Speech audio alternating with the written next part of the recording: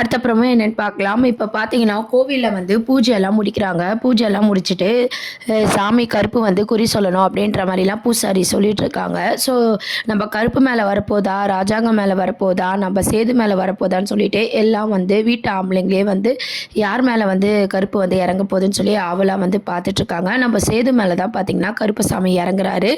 அதுக்கப்புறம் பார்த்தீங்கன்னா, ஊர்ல இருக்க எல்லாருமே வந்து குறி கேட்குறாங்க. எல்லாருக்குமே குறி சொல்றாங்க. இப்போ பெரிய குடும்பம், அதாவது ராஜாங்க குடும்பத்தில் பார்த்தீங்கன்னா இருக்கிறவங்களுக்குலாம் குறி சொல்லிட்டு இருக்காங்க. அப்போ வந்து நம்ம தமிழ் வராங்க. தமிழை பார்த்து சேது மேலே இருக்க கருப்பசாமி என்ன சொல்கிறாங்கன்னா, நீ செய்யாத தப்புக்கு தண்டனை அனுபவிச்சிருக்க, எல்லாமே வெளிச்சத்துக்கு வரப்போகுது, எது உண்மை எது போலின்றது முடிவுக்கு வரப்போகுது, நீ கவலைப்படாமல் இருன்னு சொல்லி தமிழுக்கு வந்து ஆசீர்வாதம் பண்ணுறாங்க. அது மட்டும் இல்லாமல் தமிழோட 2 குழந்தைக்குமே வந்து ஆசீர்வாதம் பண்ணுது சாமி. என்னென்னா, கூடிய சீக்கிரம் நீங்கள் 2 பேரும் ஒரே இடத்துல வளர போகிறீங்க, ஒன்றா இருக்க போகிறீங்க அப்படின்னு சொல்லிட்டு குழந்தைங்க 2 பேரையும் வந்து ஆசீர்வாதம் பண்ணுறாங்க. இதை கேட்ட பாட்டிமா, நம்ம ராஜாங்கம் மோகனா எல்லாருக்குமே வந்து ரொம்பவே சந்தோஷமாக இருந்தாலும், நம்ம ராஜாங்கம் மோகனா எல்லாருக்குமே ஒரு விஷயம் மட்டும் புரியல. தமிழ் மேலே எந்த தப்புமே இல்லை, கூடிய சீக்கிரம் உண்மை வரப்போகுது அப்படின்னு சொல்லி சாமி எதுக்கு அப்படி சொல்லணும் அப்படின்ற மாதிரி அவங்க ஒரு பக்கம் யோசிச்சுட்டு இருக்காங்க. அதுக்கப்புறம் நம்ம தமிழுக்கு அப்புறம் ராஜாங்கத்துக்கு ஆசீர்வாதம் பண்ணும்போது என்ன சொல்றாங்கன்னா, மிகப்பெரிய தப்பு பண்ணிட்ட, ஊருக்கே நல்லது செய்கிற நீ உன் வீட்டுக்கு துரோகம் பண்ணிட்ட, ஒரு பொண்ணுக்கு நீ துரோகம் பண்ணிட்டேன்னு சொல்லி ராஜாங்கத்தை பார்த்து சாமி சொல்லுது. உடனே ராஜாங்கத்துக்கு ஒன்றுமே புரியல. உன் வீட்டில் வாழ வந்த பொண்ணை எது உண்மை எது பொய்ன்னு தெரியாமல் நீயும் உன் பிள்ளையும் வந்து துரத்தி விட்டுட்டீங்க, மகாலட்சுமியை விரட்டி அடிச்சிட்டிங்க, அதனால் நீங்கள் கஷ்டப்படுவீங்க அப்படின்ற மாதிரி சொல்கிறாங்க. அது மட்டும் இல்லாமல் உண்மை வெளியே வரும்போது நீ ஒரு முக்கியமான முடிவு எடுக்க வேண்டியது வரும், அதையாவது கரெக்டாக செய் போ அப்படின்ற மாதிரி ராஜாங்கத்தை பார்த்து சொல்லுது. இதை கேட்டு மோகனா ராஜாங்கத்துக்கு ஒன்றுமே புரியல. அதுக்கப்புறம் பாட்டிமா கிட்ட என்ன சொல்கிறாங்கன்னா, நீ ஆசைப்பட்ட எல்லாமே கூடி சீக்கிரம் நடக்க போகுது, நீ கவலைப்படாத அப்படின்ற மாதிரி பாட்டிமா கிட்ட சாமி வந்து சொல்லுது. அப்போது ஈஸ்வரி வந்து விபூதி வைக்க பயப்படுறாங்க. எங்கே எல்லா சாமி புட்டு புட்டு வைக்குது, நம்மளை பார்த்து எதனா சொல்லிடுமோன்ட்டு ஈஸ்வரி பயத்தில் இருக்காங்க. அப்போ தாமரை சாவித்திரியெல்லாம் வந்து ஆசீர்வாதம் வாங்கி விபூதி வச்சுக்கிட்டு, இன்னும் சித்ராவும் நம்ம ஈஸ்வரியும் இன்னும் ஆசீர்வாதம் வாங்கலையான்னு சொல்லி கூத்து விடுறாங்க. உடனே ஈஸ்வரி போய் சாமிக்கிட்ட கேட்கும்போது சாமி வந்து ஈஸ்வரியை பார்த்து முறைக்குது. எல்லா பிரச்சனைக்கும் நீ தானே காரணம், என் முன்னாடி தைரியமாக வேறு வந்து நிற்கிறியா அப்படின்னு சொல்லிட்டு கோவத்தில் வந்து பார்த்திங்கன்னா ஈஸ்வரியை வந்து அடிக்க போகுது. அதுக்கப்புறம் வந்து சாமி வந்து நல்லா திட்டி விபூதி கொடுக்க மாட்டுது. சித்ராக்கும் ஆசீர்வாதம் பண்ணலை. அதுக்கப்புறம் ஐஸ்வர்யெல்லாம் பார்த்து ஐஸ்வர்யா வந்து ரொம்பவே பயப்படுறாங்க. நான் வரமாட்டேன், எனக்கு ஆசீர்வாதம்லாம் வேண்டான்னு சொல்லி ஐஸ்வர்யா பயப்படுறாங்க. ஏன்னா நம்ம தமிழுக்கு சொன்ன வாக்கிலே வந்து ஐஸ்வர்யாவுக்கு இது சாமி தான் உண்மையை தான் சொல்லுதுன்ற விஷயம் தெரிஞ்சு பயந்து ஐஸ்வர்யா வந்து வரமாட்டேன்னு சொல்லிட்டு இருக்காங்க. அதுக்கப்புறம் சாமி மலையேற போகுதுன்னு சொல்லிட்டு நம்ம சேது மயங்கி விழுந்துடுறாரு. அதுக்கப்புறம் வந்து கருப்பசாமி மலையேறின பிறகு நம்ம ராஜாங்கமும் மோகனாவும் பேசிக்கிறாங்க. எதுக்கு நம்ம சேது மேலே வந்த கருப்பு இப்படி சொல்லணும், அப்போ இதில் ஏதோ ஒரு விஷயம் இருக்குது, நம்ம கொஞ்சம் அவசரப்பட்டுட்டோமோ தமிழ் விஷயத்தில் அப்படின்னு சொல்லிட்டு ராஜாங்கமும் மோகனாவும் பேசிட்டு இருக்காங்க. இதெல்லாம் கேட்டுட்டு ஈஸ்வரி என்ன சொல்கிறாங்கன்னா, சாமி ஏதோ பொடி வச்சு பேசுதுன்னா நீங்கள் ஏன் அதை நினச்சி குழப்புறீங்க, அப்படிலாம் ஒன்றும் இருக்காது, நம்ம தான் கண்ணால் பட்டோம் காதால் கேட்டுட்டோம்ல, தமிழ் மேலே தானே தப்பு, நீங்கள் ஏன் மாமா அதை யோசிச்சுட்ருக்கீங்கன்னு சொல்லி ராஜாங்கத்தை மேற்கொண்டு யோசிக்க விடாமல் ஈஸ்வரி வந்து பேச்சு கொடுத்துட்ருக்காங்க. அதுக்கப்புறம் சேது பார்த்தீங்கன்னா மயக்கம் தெளிஞ்சதும் நம்ம கருப்பை பார்த்து கேட்குறாரு, என்ன ஆச்சு மாமா, எனக்கு மயக்கமாக இருந்துச்சு, என்னாச்சு, ஏன் எல்லாரும் ஒரு மாதிரி சோகமாக இருக்காங்க, சாமி எதனா தப்பாக வாக்கு கொடுத்துருச்சா என்ன அப்படின்ற மாதிரி சேது வந்து கருப்பை பார்த்து கேட்குறாங்க. உடனே கருப்பு வந்து எல்லாத்தையும் நான் சொல்கிறேயா, நீ ஒரு நிமிஷம் தனியாக வா அப்படின்ற மாதிரி கூப்பிட்றாங்க. என்னாச்சு சொல்லுமாமான்னு கேட்கும்போது, இல்லை நீ தனியாக வா நான் சொல்கிறேன் அப்படின்னு சொல்லி கருப்பு சேதுவை தனியாக கூப்பிட்டு போகிறாரு. அப்போ சேதுவும் கருப்பும் தனியாக ஒரு இடத்துல இருக்காங்க. அப்போ நம்ம கருப்பு வந்து சாமி வந்த விஷயம் வந்து சேதுக்கிட்ட சொல்ல வந்து ஆரம்பிக்கிறாங்க. சேது வந்து கேட்குறாரு, என்ன விஷயமாம்மா இப்பயாவது சொல்லு, எதுக்கு இப்படிலாம் ஓவராக சீன் போட்டுட்ருக்க அப்படின்னு சொல்லி கேட்குறாரு.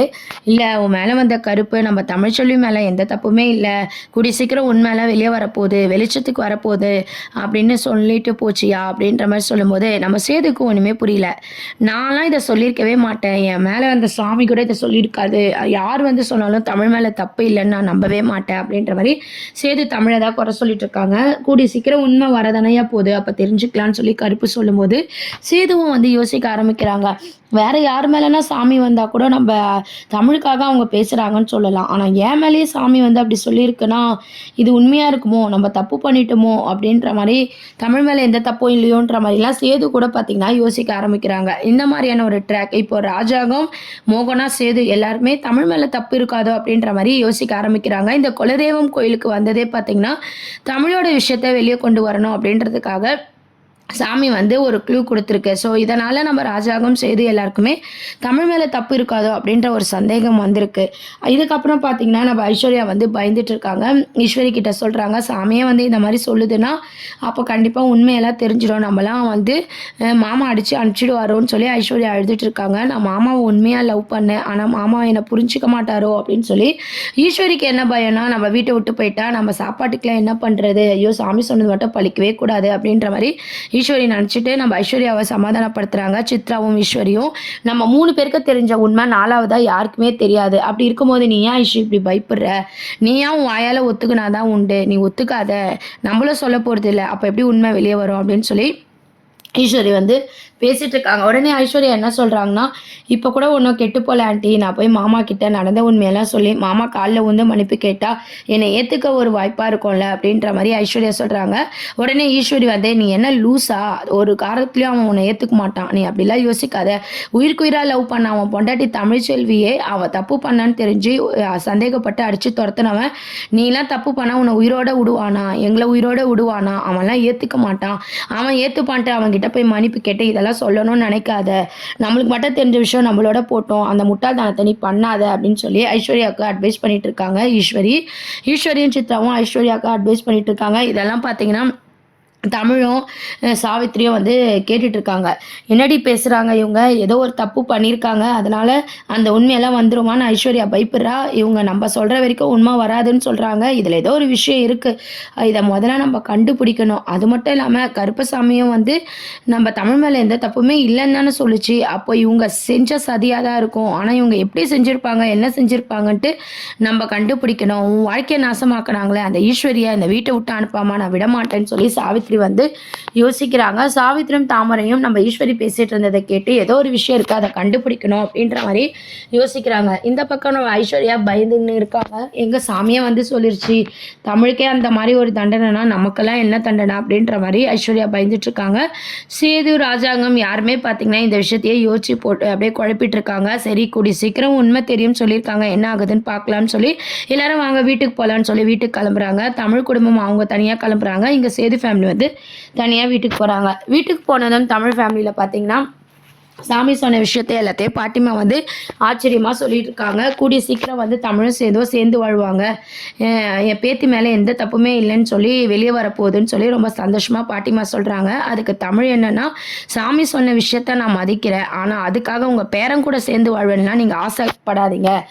அந்த லைஃப் போனது தான். அவர் கூட என்னால் சேர்ந்து வாழவே முடியாது அப்படின்ற மாதிரி தமிழ்ச்செல்வி பார்த்தீங்கன்னா கோவமாக பேசிட்டு போகிறாங்க. எல்லாமே மாறும், நம்ம நம்புவோம் அப்படின்னு சொல்லிட்டு வசந்தி பார்த்தீங்கன்னா தமிழ்ச்செல்வியோட அம்மா நம்ம பாட்டிமாவுக்கு வந்து நீங்கள் கவலைப்படாதீங்கன்னு சொல்லி பேசிட்டு இருக்காங்க. ஸோ இதெல்லாம் தான் அடுத்த ட்ராக்காக கொண்டு வராங்க. இதை பற்றி உங்கள் கருத்துக்களை கமெண்ட் செக்ஷன் சொல்லி சேனலை சப்ஸ்கிரைப் பண்ணுங்கள். தேங்க்யூ.